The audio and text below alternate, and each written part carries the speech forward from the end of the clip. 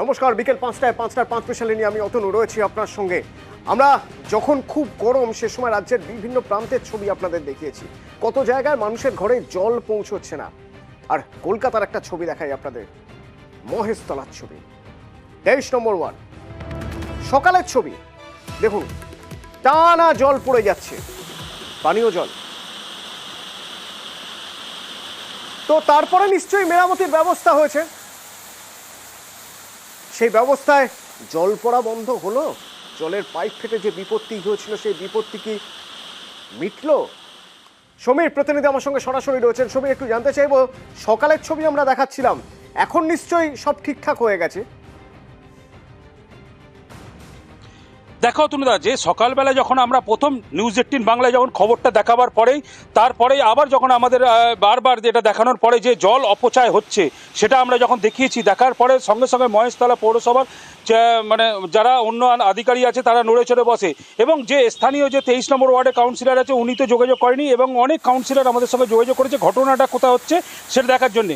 তারপরে যে হু হু করে জল বেরোচ্ছে, তারপরে ওই ছবি তুলে যখন জানতে পারে, যখন আমাদের নিউজ 18-এ দেখায়, দেখার পরে ওরা ছবিটাও দেখে, দেখার পরেই মহেশতলা পৌরসভার একজন কাউন্সিলর আছে, তার নাম বলতে পারছি না, উনি আমাদের সঙ্গে যোগাযোগ করে। তখন যোগাযোগ করলে তখন আমরা যখন বলি তখন উনি সঙ্গে সঙ্গে ওখানে লেবার পাঠিয়ে জলটা বন্ধ করে। কিন্তু যেখানে মানে ওই পাইপটা আছে, যে পাইপটা ফেটেছে কিংবা পাইপটা ওখানে একসঙ্গে সংযোগ হচ্ছে, সেই পাইপের জায়গায় নাটটা খুলে গিয়ে ওখান থেকে প্রচুর জল বেরোচ্ছিল। এখন অবশ্য নাটটা টাইট দেওয়ার পরে জলটা মেরামত কিছুটা ক্ষণিকের জন্য মেরামত করা হয়েছে, জল বন্ধ, যেরকম হু করে জল বেরোচ্ছিল সেটা বন্ধ হয়েছে, কিন্তু এখনও পর্যন্ত জল বেরোচ্ছে। কয়েকদিনের মধ্যে আশ্বাস দিয়েছে, কয়েকদিনের মধ্যে যে আমরা পুরো পাইপটা ওই যেখানে জলের কানেকশন আছে ওইটা আমরা ঠিক করব, কিন্তু এখনও পর্যন্ত জল কিন্তু বেরোচ্ছে। অতনুর সঙ্গে থাকো। নিত্য নৈমিত্তিক ঘটনা, এলাকার মানুষ বলছেন, শুনুন। এটা খাবার পানি পৌরসভার কখন থেকে হচ্ছে? এই যখন থেকে জল ছাড়ে তখন থেকে। তখনই হয়, এখনো সারাবার ব্যবস্থা না, এ তো করছে না।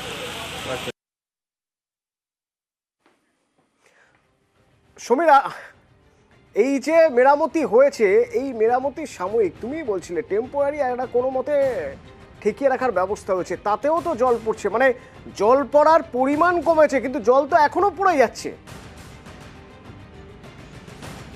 হ্যাঁ, যে জল পড়ছে এখনও সেই জলের পরিমাণ আগের থেকে এখনও কম আছে, কিন্তু যেখানটা খারাপ হয়েছে ওইটা একদম খারাপ বন্ধ করতে গেলে সারা জল, মানে আমাদের যে মহেশতলার কিছু অংশ আছে 23 নম্বর ওয়ার্ডের, সেই জল পুরো বন্ধ করতে হবে, বন্ধ করে কাজটা করতে হবে।